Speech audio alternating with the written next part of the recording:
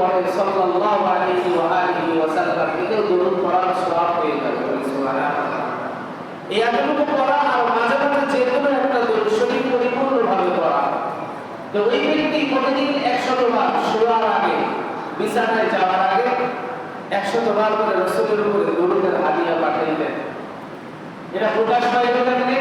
কিতাবের ভিতরে আসছে। আল্লাহ তাবারক ওয়া তাআলা বান্দা, আগেকার যুগে যেমন বিমানের ব্যবস্থা ছিল না, যে 3-4 ঘন্টায় 5 ঘন্টায় মদিনায় জিদ্দায় যায় নামতো, এমন তো আদত ছিল না। মানুষ পায়ে হেঁটে যাইতো, এরপরে টায়ারের ভিতরে যে টিউ থাকে, টিউ দিয়ে দিয়ে পার হতো সমুদ্র। জাহাজের অপেক্ষায় বসে থাকতো, জাহাজ পাইলে তারপরে যাইতো।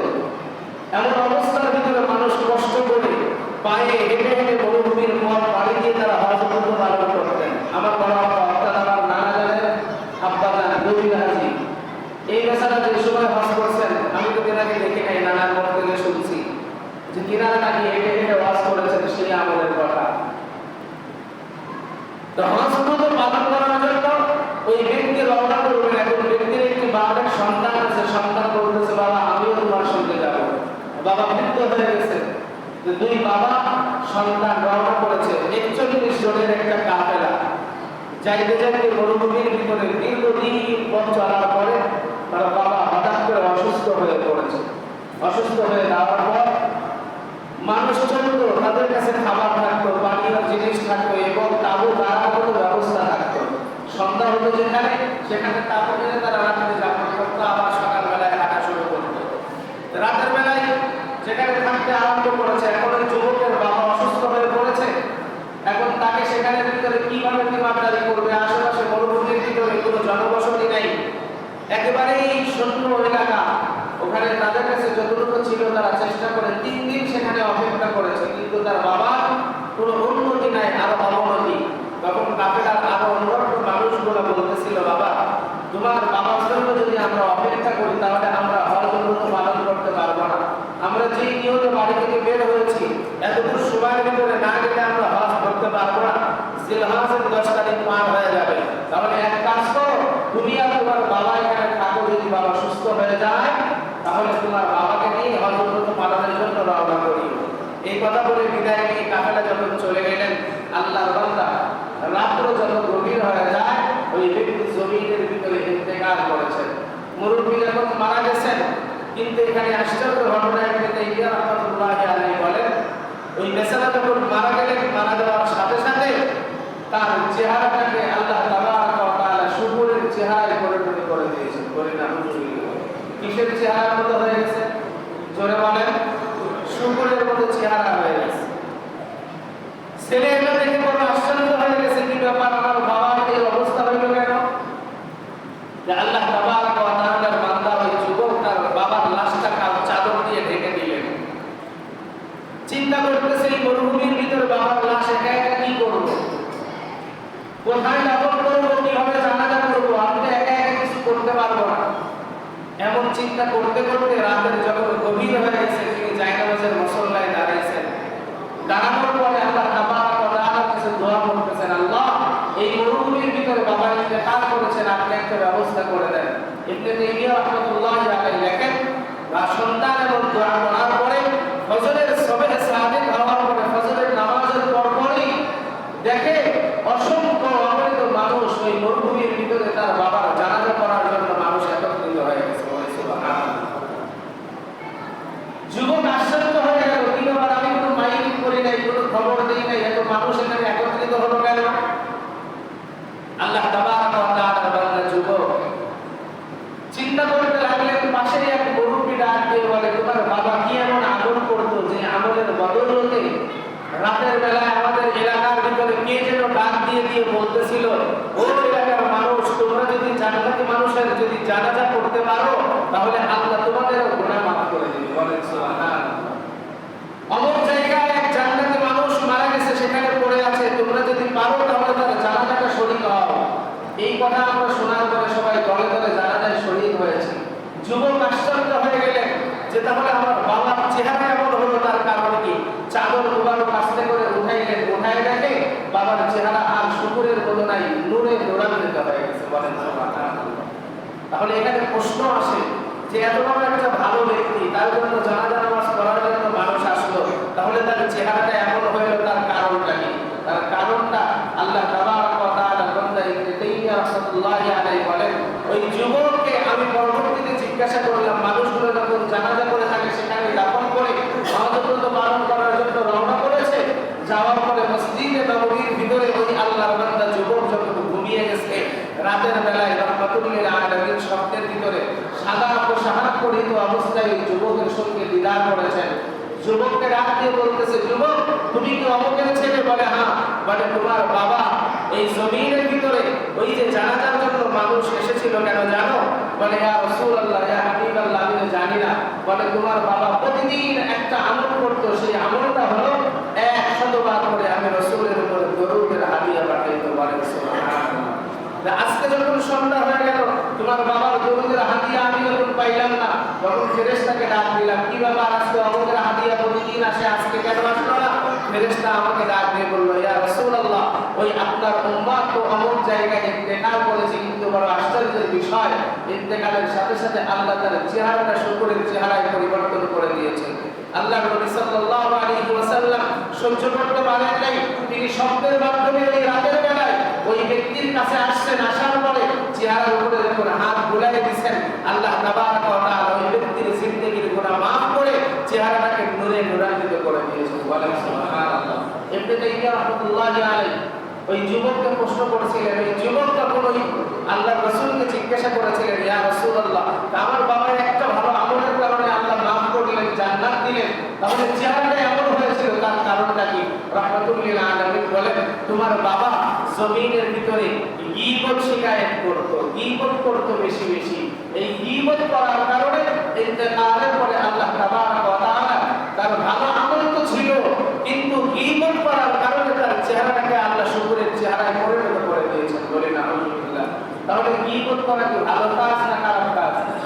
জোরে বলেন, জোরে বলেন, কি কাজ? গীবত কাকে বলে? একজন অপরাধী অপরাধ করেছে, মনে করেন আমি একটা দোষ করেছি, দোষ করছি ঠিক আছে, কিন্তু এটা বলছেন আরেকজনের কাছে, আমার সামনে বলেন নাই, আমার অগোচরে বলছেন, এটাকে গীবত বলে। এটাকে কি বলে? কথা বলে না। এটাকে কি বলে? বলবেন হুজুর সে যে অপরাধ করছে, হ্যাঁ অপরাধ করছে, তা আপনার তো বলার কোনো অধিকার নেই। আপনি তার অগোচরে বললেন কেন? আপনি তার সামনে বলতে পারতেন সংশোধনের নিয়তে, তাহলে এটা গীবত হতো না, কিন্তু বলছেন তার অগোচরে। এমন কথা কারোর ব্যাপারে বলা, পরিষ্কার ভাবে বলবেন, বুঝবেন, এমন কথা কারোর ব্যাপারে বলা যে কথা পরবর্তীতে এই ব্যক্তি শুনলে কষ্ট পায়, তাকে গীবত বলে। আর যদি সে অপরাধ করে আপনি অপরাধের কথা বলছেন, তাহলে এটাকে মিথ্যা তহমত বলে। কি বলে? জোরে বলেন। আমি একটা কাজ করি নাই, আপনি বলছেন যে অমুক হুজুর এই কাজটা করছে, আদৌ কিন্তু আমি এই কাজ করি নাই, এটাকে বলে মিথ্যা তহমত দেওয়া। তাহলে গীবত এটা একজন অপরাধী অপরাধ করছে তার অগোচরে বলা। গীবত মানুষ কার করে? যে বড় শত্রু তার বিপরীতে মানুষ করে। কি কথা ঠিক না? জোরে বলেন। আচ্ছা, আমি যদি আপনাদেরকে বলি যে ভাই আপনারা সারাদিন আমার গীবত গাবেন, আপনারা আমাকে মহাব্বত করেন, ভালোবাসেন, আপনারা আমার যত দোষ ত্রুটি আছে আমার অগোচরে আপনারা বলবেন। এখন অনেকে বলবেন হুজুর কি দরকার আপনার ব্যাপারে এই সমস্ত কথাবার্তা বলা? তাহলে আখিরু তাকফির ইশারা, জ্ঞানের ইশারায় বলছে এই গীবত করার কারণে কি হয়? আপনার আমলনামায় যত নেকি আছে, যার গীবত করলেন তার আমলনামায় আল্লাহ দিয়ে দেয়, আর যার গীবত করছেন তার যত গুনাহ আছে আল্লাহ আপনার আমলনামায় দিয়ে দেয়। তাহলে উল্টা লস কিন্তু সবদিন আমার হলো। কি কথা ঠিক না? বুঝাইতে পারি না এই কথা। উল্টা লস কি? সব তো আমারই হলো। আমি গীবত করতেছি, লস কিন্তু আমার।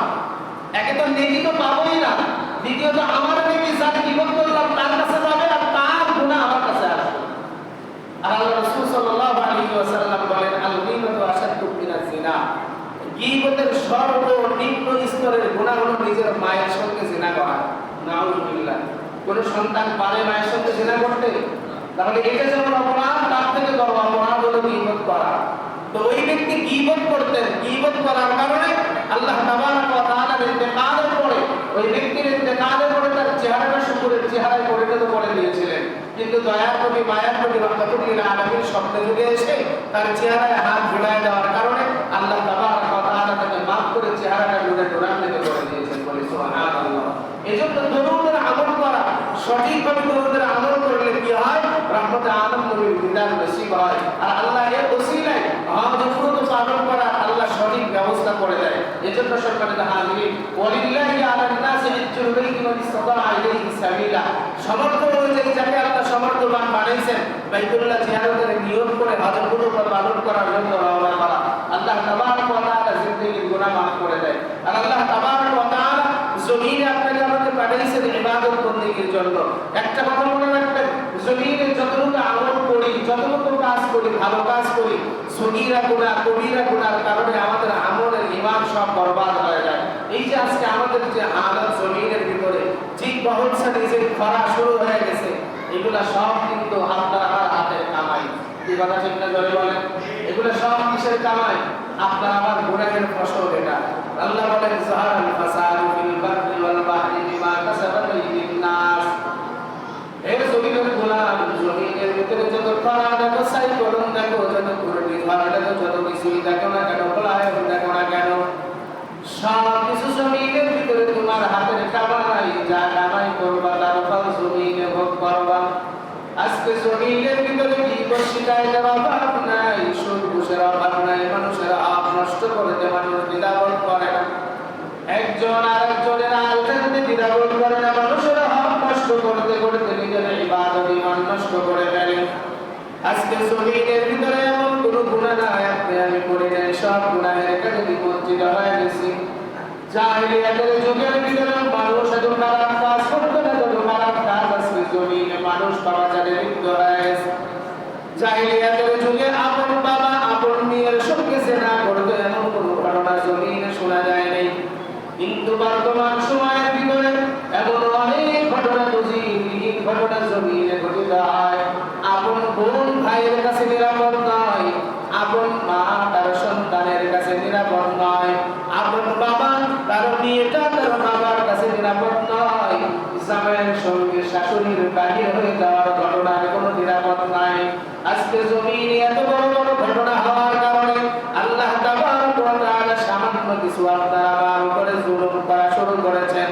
আল্লাহ সামান্য পরীক্ষা দেওয়ার জন্য রোদের প্রখরতা বাড়ায় দিয়ে জমিনের মানুষকে বুঝায় দিতে চায়, এ জমিনের গোলাম একটু চায় দেখ, 9,99,00,000 মাইল করে আমি আল্লাহ সূর্যকে রেখেছি, সূর্যের পিঠ তোমাদের জমিনের দিকে আমি আল্লাহ দিয়েছি, প্রখরতা বাড়ায় দিলাম।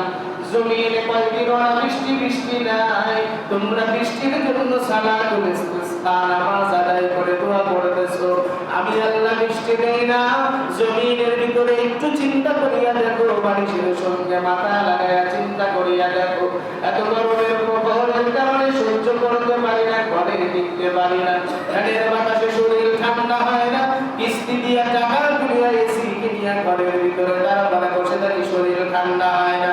আল্লাহ বলে ইন্নাল আবরারা ফি নাঈম ওয়া ইন্নাল ফুজ্জারা লাফি জাহিম। এই জমিনের নাফরমানের দল ইবাদত বন্দেগী না করে নাফরমানি করিয়া জমিন থেকে যখন বিদায় নিয়ে চলে আসবা, ওই কবরের অবস্থাটা কি হালত হয়ে যাবে চিন্তা করিয়া দেখেছো? আসরের ময়দানের হালতটা চিন্তা করিয়া দেখো। আমি আল্লাহ আঘাত মাথার উপরে সূর্য নিয়ে দেব, পাওয়ার বাড়ায় দিব। আল্লাহ বলেন সূর্যের পাওয়ারের কারণে মানুষের মাথার চাঁদিগুলো টাস টাস করিয়া ফাটিয়া যাবে, গিলুগুলো টকবক টকবক করে ভাতের মারের মতো পড়তে থাকবে, পেশাব পায়খানার রাস্তা দিয়ে পেটের নাড়ি ভুঁড়ি সব বাহির হয়ে থাকবে, নাপারমানগুলো সাগরের মতো তার বুঝের ভিতরে রক্তের ভিতরে হাবুডুবু খাইবে, আর ডাক দিয়ে বলবে আল্লাহ মাফ করিয়া দেন। আল্লাহ বলেন আজকে তোমাদের জন্য মাপের কোনো সুরত নাই। এ জমিনের গোলাম, ওই দিনের কথা স্মরণ করায় দেওয়ার জন্য আল্লাহ পরীক্ষা স্বরূপ জমিনে খরা দিয়া দিয়েছেন। ও দুনিয়ার গোলাম, নাফরমানি করিও না, অবৈধ সম্পদ ঘুষায় না, জমিনে মানুষের হক নষ্ট করিয়া চলিও না, ইবাদত বন্দেগী করো।